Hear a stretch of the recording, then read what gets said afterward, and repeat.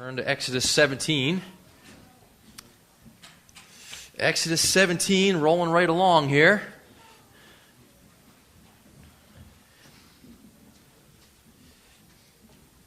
The Israelites are wandering through the wilderness. Still. We're still wandering through this portion of Exodus. And this morning's passage in chapter 17, we find that they are dying of thirst again. Dying of thirst, no water where they are. And so here's what I want to do as we get started. I want to share with you a few fun facts about water. Okay? That will help you appreciate how much they needed water back then and how much we need water today. So I did a little research, which of course is easier than ever with the internet. And here's what I found. These little fun facts about water, okay? In the United States, 400 billion gallons of water are used every day. 400 billion gallons. Americans drink over 1 billion glasses of tap water per day. It takes 12 gallons of water per day to sustain one human life, and that's drinking, sanitation, and some of the other implications, food production, things like that. In fact, 1 quarter-pounder hamburger requires 600 plus gallons of water, which I'm sure has to do with the water that the cow needs and so on and so forth. Around 70% of the human brain is made up of water. Around 66% of the human body is made up of water. 80% of our blood is water. 75% of our muscles made up of water. Water regulates our body temperature, moistens tissues for our mouth, our eyes, our nose. It lubricates joints, protects our body organs and tissues. It reduces the burden on kidneys and liver in terms of flushing waste and things like that. Helps dissolve nutrients, carries nutrients and oxygen to the cells, converts food to energy. Here's the point. We really, really need water. We need water badly. And you can't go very long without it. You can go a whole lot longer without food than you can go without water. A few days to a week, maybe, without water. Water is life-giving, life-sustaining. Without water, there could be no life. And where we are in Exodus 17, the Israelites, once again, wandering in the wilderness, find themselves without water. And God uses this to teach us some really important things about our soul thirst, our soul need, these realities of death apart from God, and then life from God, life in God, in relationship with Him. Easy outline this morning. We're just going to go from verse 1 to verse 7. Okay, short passage, easy outline. The problem and the solution. The problem is there's no water. The problem is, once again, they're threatened with death. The solution is God is going to provide water for them. He's going to give them life. And we'll say a little more about it. So let's read it, and then we'll kind of unpack these verses, all right? So starting in verse 1, Then all the congregation of the sons of Israel journeyed by stages from the wilderness of Sin, according to the command of the Lord, and camped at Rephidim. And there was no water for the people to drink. Therefore the people quarreled with Moses and said, Give us water that we may drink. And Moses said to them, Why do you quarrel with me? Why do you test the Lord? But the people thirsted there for water, and they grumbled against Moses and said, Why now have you brought us up from Egypt? To kill us and our children and our livestock with thirst? So Moses cried out to the Lord, saying, What shall I do to this people? A little more, and they will stone me. Then the Lord said to Moses, Pass before the people, and take with you some of the elders of Israel, and take in your hand your staff with which you have struck the Nile, and go. Behold, I will stand before you there on the rock at Horeb, and you shall strike the rock, and water will come out of it, that the peoples may drink. And Moses did so in the sight of the elders of Israel. He named the place Massah and Meribah, because of the quarrel of the sons of Israel, and because they tested the Lord, saying, Is the Lord among us or not? So here's our passage.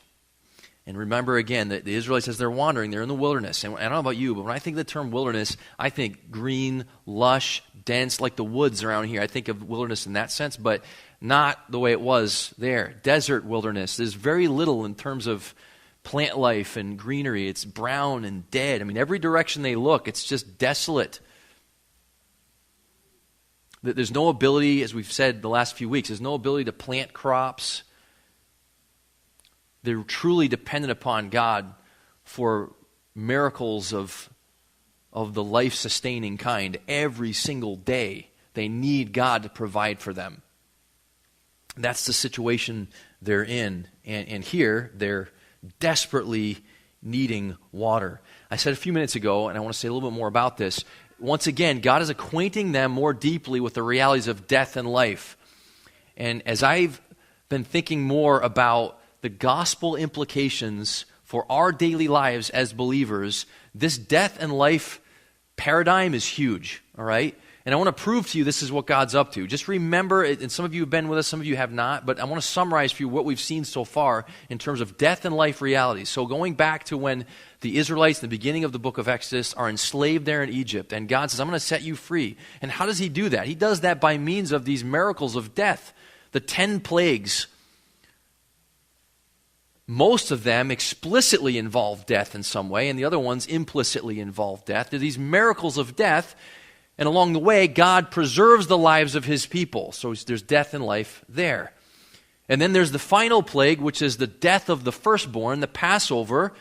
And that one's obvious. The firstborn in all of Egypt die, and yet God spares his people. The Israelites, their firstborn sons live because of the grace of God, the favor of God. They put the lamb's blood on the doorposts, and God passes over. Then there was the parting of the Red Sea, and the Israelites passed through the Red Sea, and the Egyptians follow them, chasing them, wanting to massacre them. And what happens? God brings the waters in on the Egyptian soldiers, and all the Egyptian soldiers die. And the Israelites live. So once again, death and life.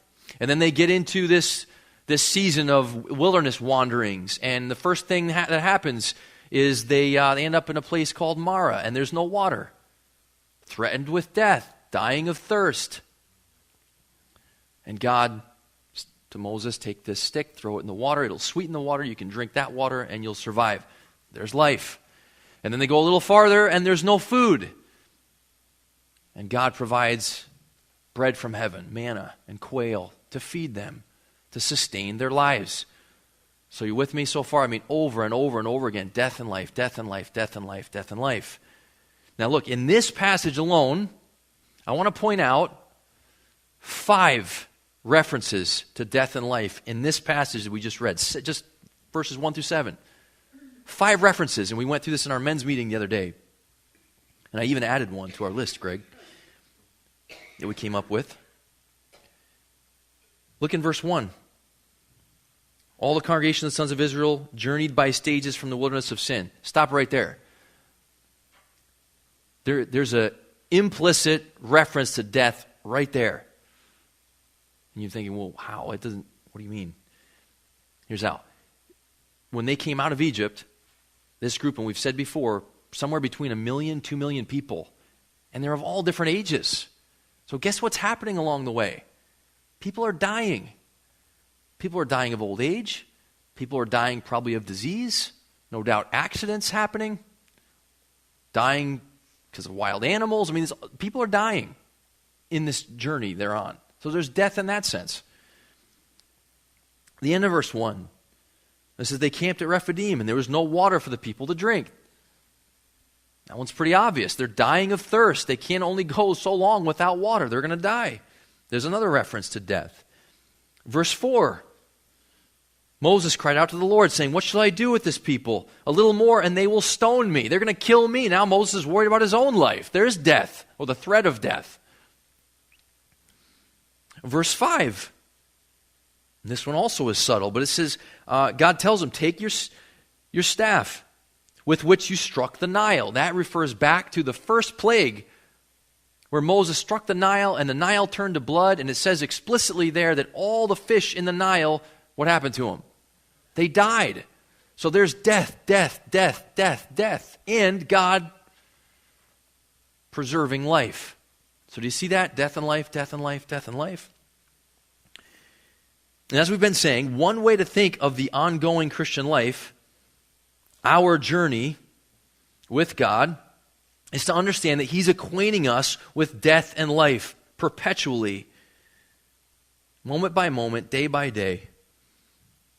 In a very real sense, He is inviting us to understand and appreciate the fact that we have been identified with Christ's death and resurrection.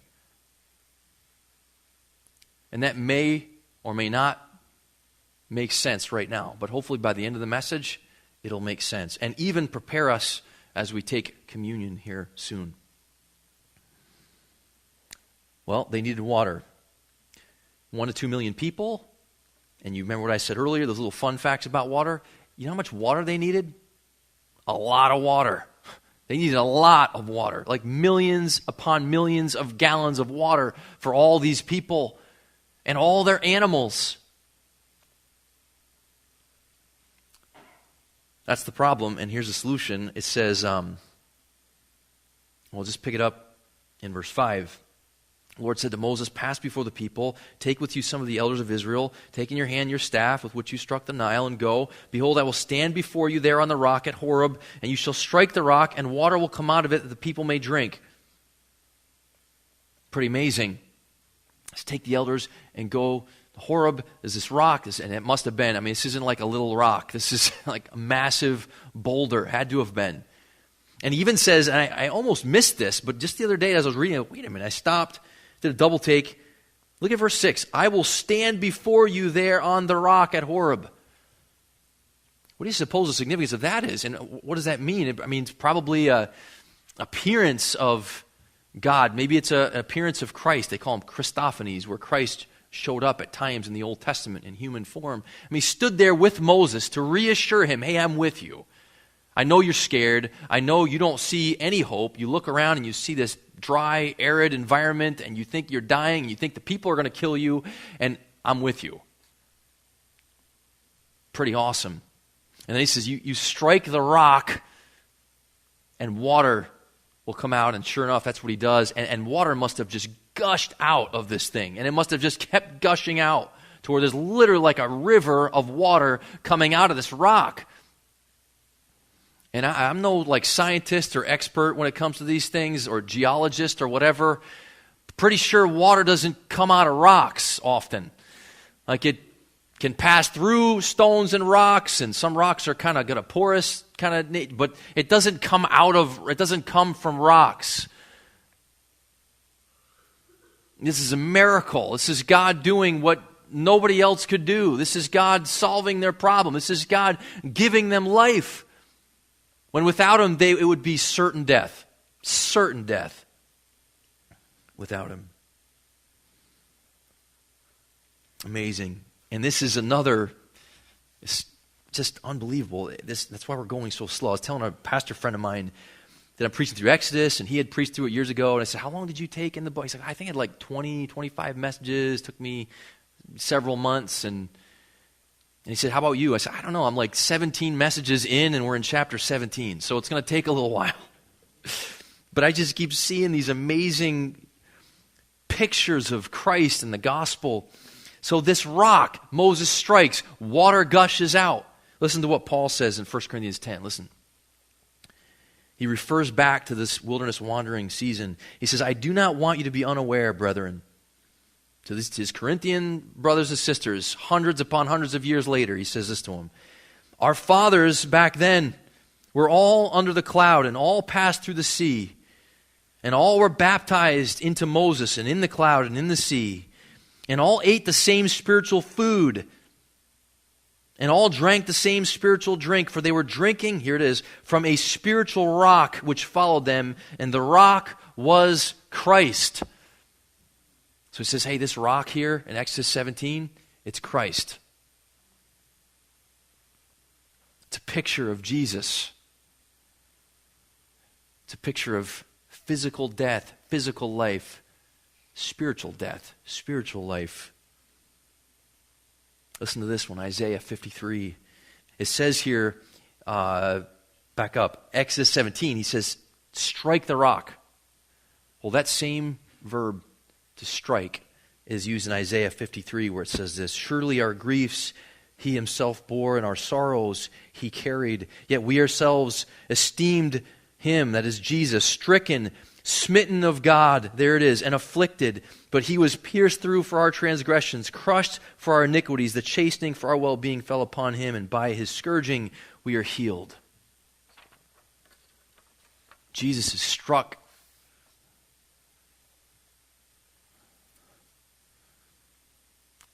Takes the penalty, and as a result, he gets death and we get life. A few different ways we can tease this out, okay? Amazing implications of this, and let me just say a little bit about verse 7. He named the place Massa and Meribah because of the quarrel of the sons of Israel and because they tested the Lord, saying, is the Lord among us or not? So one of those words having to do with striving, quarreling, saying, we're going to name this place accordingly. And the other word having to do with testing. Hey, this is what happened. As the Israelites went through this, and they, as usual, they sort of pin the blame on Moses. They give Moses grief. But really, they're quarreling with God, and they're testing God. Earlier, it says in Exodus that God was testing them. He was bringing them through things to show them what was inside of them, to reveal to them what was true of them on the inside. Namely, the fact that they're at odds with their Maker, that they're still at war with him, despite all the good things he's done for them, despite all the ways he's shown himself faithful, they continue to be faithless and to stumble and to sin, and we're quarreling with him and with one another and all of that. Questioning him, is God with us or not? Not trusting his faithfulness. Again, a few different ways we can tease this out. First of all, we are thirsty people surrounded by rocks. Okay, so think about this with me. We chase fulfillment and satisfaction in our lives, all of us, in a number of ways, countless ways. Pursuing certain types of achievements in our lives, certain types of relationships, trying to get material possessions or a sense of financial security, chasing satisfaction, chasing fulfillment. We have this thirst that we're looking to try to quench somehow, some way in this world, and we all do it. And yet, satisfaction is so elusive, isn't it? Just can't seem to find it. Even when we get a little taste, we just need more. The old song coming to mind, Van Halen song, Right Now, one of my favorite songs ever. It's another one of the songs that I embarrassed myself a few weeks ago with all my song reference stuff. There's another one. When this comes out, I'm like, yes, just the introduction to that song is awesome. One of the lines of the song, the more things you get, the more you want. We live in the most affluent society ever. The most affluent, wealthy society ever. And also, mental illness is on the rise, sort of proportionally. Anxiety, depression, all their kinds of mental illness, just statistically on the rise. Never been easier because of, industrial advancements, technological advancements. Life's never been easier. What the Marshalls last Alexa. Matt's got Alexa in his house thing to turn lights on and off, and I don't know, does their dishes and vacuums the house, I think too. I don't know, all sorts of stuff. Fancy schmancy. I think it smoked the pork we had last night, didn't it, or something? So easy, but we're still miserable. We have so much, but we want more. It's not enough. We're thirsty. We need Christ. We're surrounded by rocks. This wasteland. Even with all that stuff, it just can't satisfy our thirst. So here you go. You'll appreciate this. Aside from Jesus, your husband is a rock. And I don't mean like he's buff. I mean he's like a dumb rock. Your wife is a rock too. Your kids are rocks. Your career is a rock. That new car is just a big clunky rock. Whatever it is, it's a rock. We're surrounded by rocks.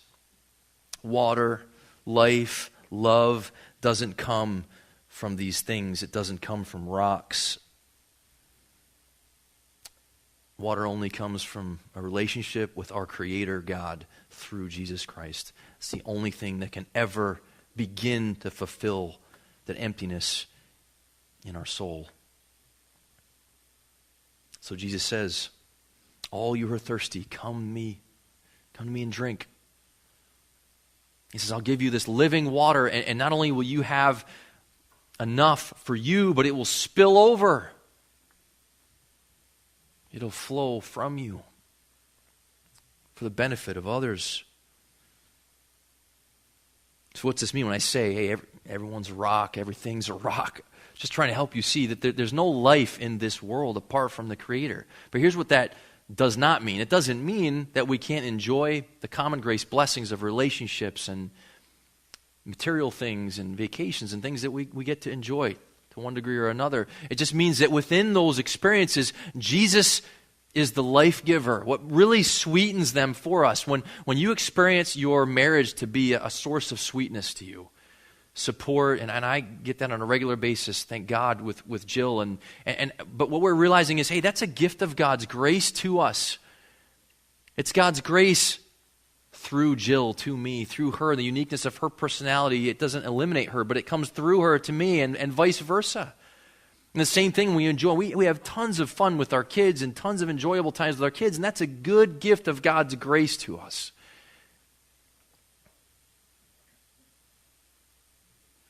Apart from God, just rocks.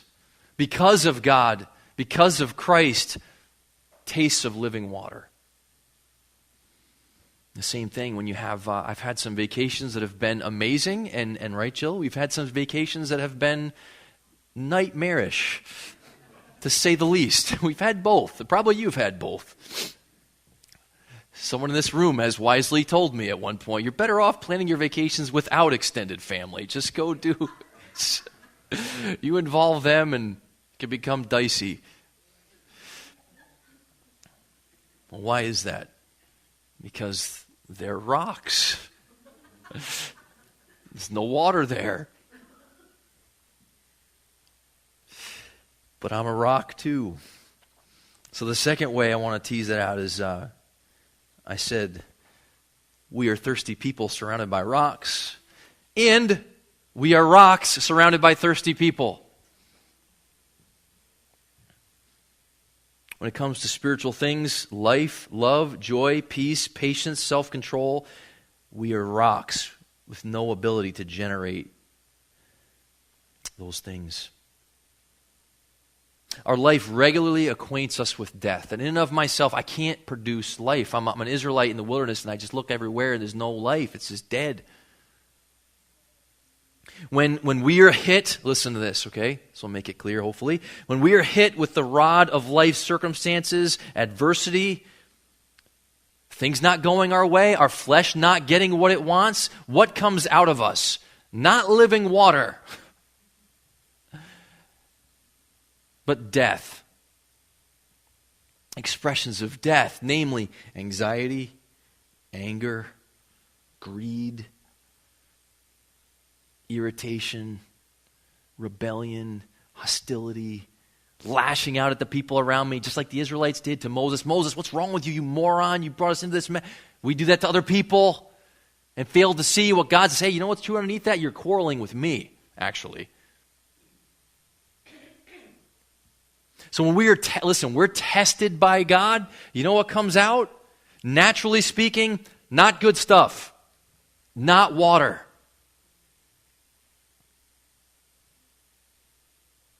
We said earlier, hey, look, when we're experiencing love and joy and peace and the benefit of relationships and harmony and fun and freedom, that's a gift not to be taken for granted. If you're tasting living water, it's from Jesus, and it may be coming through other people and through experiences and through vacation, but it's from Christ. It's Him. It says in Romans 11, from Him, through Him, to Him are all things. To Him belongs the glory, right? It's Him. But when the opposite happens, we're tested and we're experiencing death, the emptiness, the hopelessness, the fear, the despair, the anxiety, the frustration, the anger, all of that.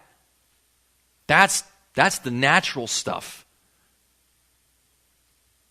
when that testing happens. And here's where it all comes together again. Listen, catch this, all right? So Israelites wandering in the wilderness, 40 years, and we give them a big F, maybe F minus their grade, okay? That's their grade. Fail. Fast forward. And let's turn there. Matthew 4. Matthew chapter 4.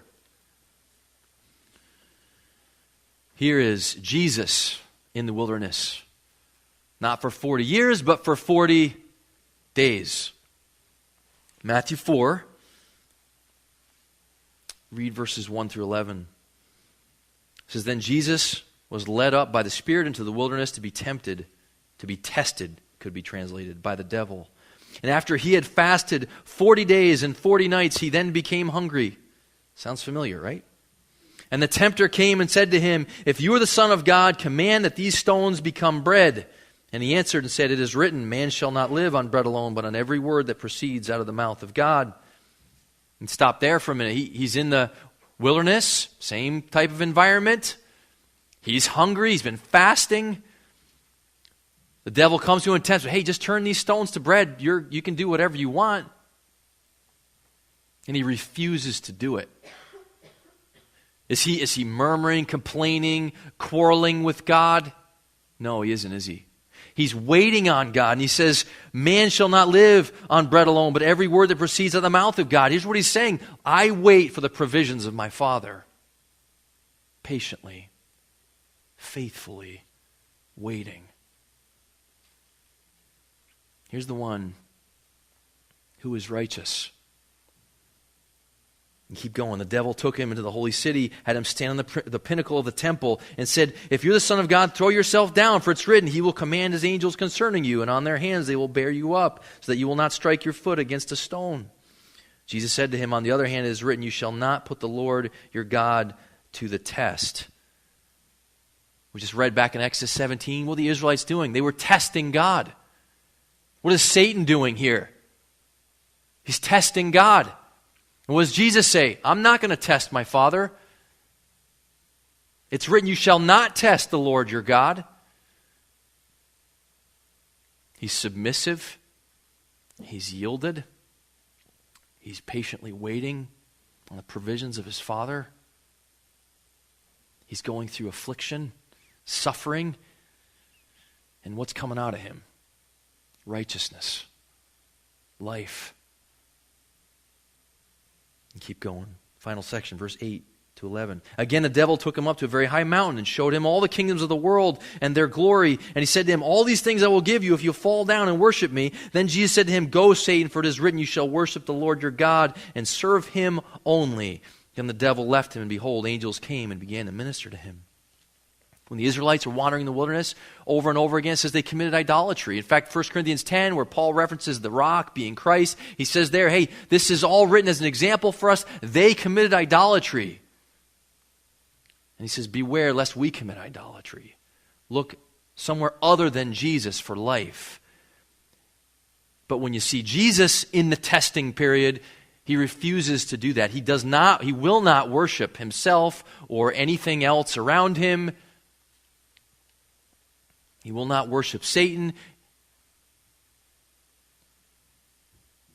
That worship is only purely righteous in the way God intended. He is fulfilling all righteousness. So do you see, you have a substitute. When life hits you hard, like that rod smacking the stone, and you feel death, miserable, empty, irritated, scared, needing more from that other human being, that rock, than they could possibly give you, and furious because they refuse to give it to you. I mean, when you find yourself there, God's saying, look, that's death. And I'm your provider. I'm the life giver. I'm the one that can cause water to come out of a rock. I'm the one that gives you the living water that you drink and never thirst again. You never have to go anywhere else. You have what you need. It's amazing.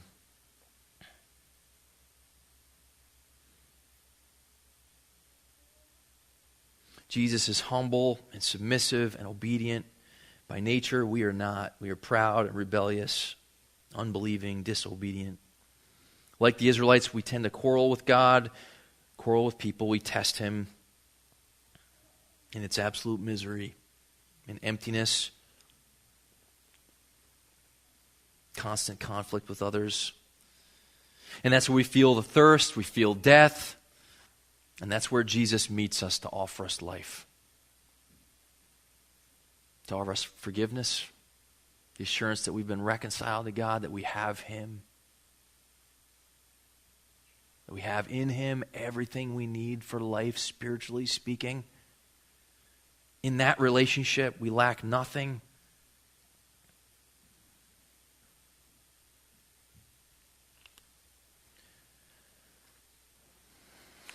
Think more about Christ Himself just for a moment. Never did a man have a looser grip on this world. Never was a man more alive in this world than Jesus. Never was a man more empty and yet fully satisfied. Jesus was penniless yet rich, alone yet one with God and all people in a very real sense. He was a wanderer yet at home, a loser but a winner. He lived with nothing yet had everything in God, didn't he? And He has you and you have Him.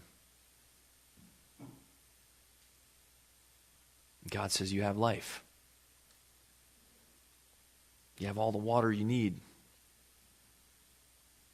So when you feel thirsty and you feel your body wasting away, I should say when you feel your soul wasting away,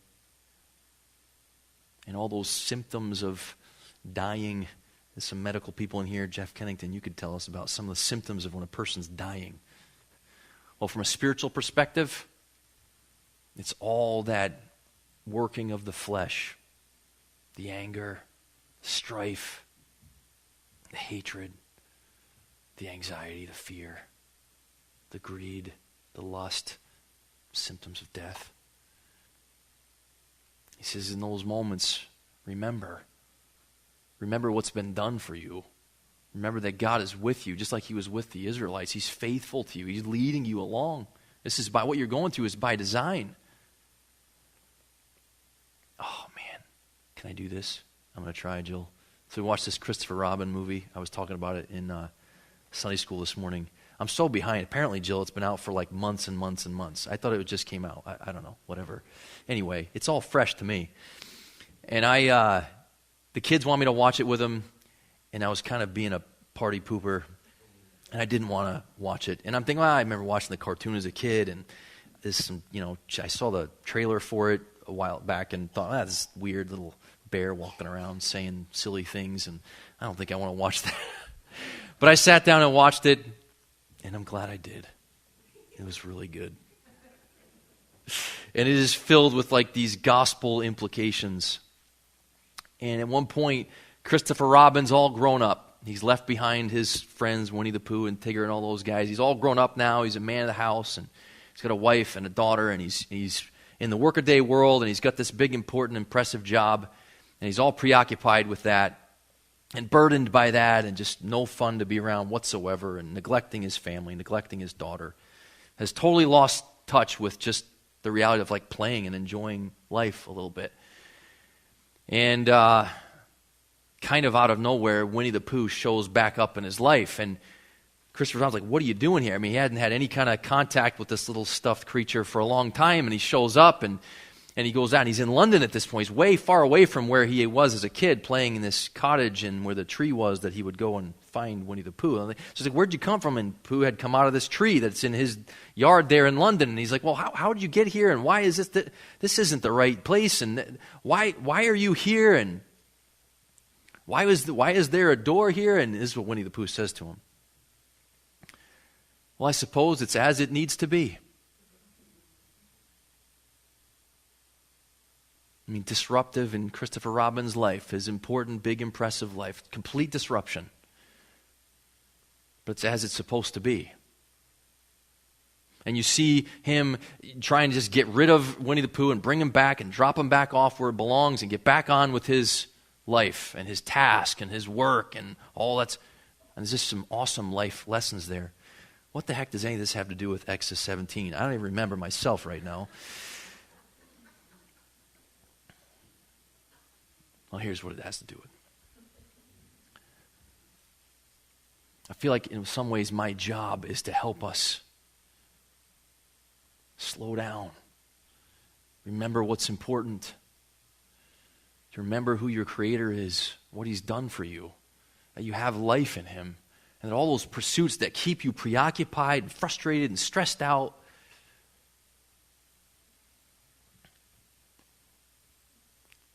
God sees you stuck there and sees all that death coming out of you, bubbling out of you in all the forms we talked about earlier, and reminds you, hey, I'm enough for you.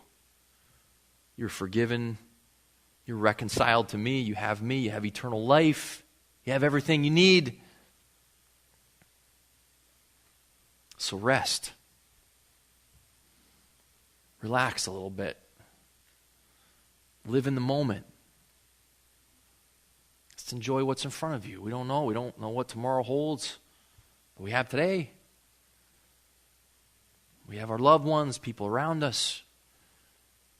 And as God helps us rest and realize that we have this living water, He said earlier, it flows out of you. It's like, it's because you have what you need, so you can just focus on other people. All right, one other line. We talked about this one in Sunday school too, but at one point in the movie, Winnie the Pooh says, doing nothing often leads to the best of something. And it made me think of the snow days we had when we had the blizzard of 2019 recently, in which we were snowed in. And there was a few moments, I won't claim victory at every moment for sure. My family can tell you more details about my failure during those few days, but there were some moments that were great. We went outside and had a snowball fight with the kids and went sledding, and because everything had stopped. So just able to live in the moment, enjoy the snow, play, be free. It's a gift of God. And here's Christ who just says, if any of you are thirsty, come to me and drink, and I'll give you living water. And you'll find fulfillment. And you know that I have you, and you have me. And that's what matters most in this crazy rat race of life. So we got to go back to, work tomorrow. But as those little uprisings of the flesh and death plague you, and you look around frantically for where can I get relief, where can I get life, where can I get satisfaction, just remember, Christ is your life. He's your water. And you find this person's not getting what I need. Just remember, God says, I'm what you need. I'm everything you need. It's good news. All right, let's pray, and we'll take communion. So if I can have my volunteers come forward for that, all right? God, thank you for your word in Exodus 17. This story of the Israelites, which reminds us of ourselves and points us to your gospel. Help us in the day-to-day, Lord, to remember the truth of death and resurrection with Christ. Identification that, as Mikkel read earlier from Colossians, that we have died and our life is hidden with Christ. We've died to this world. This world has died to us. Been crucified with Christ to this world and this world to us. And you are our living bread and living water. Help us to remember that. We so often forget. Help us to live in freedom. God, we want the spillover of love to be evident in our lives. And thank you for the times when it is and when it's not. Help us to see it as an opportunity to come back to the rock from which we drink, come back to Christ, and remember who he is for us. In Christ's name we pray. Amen.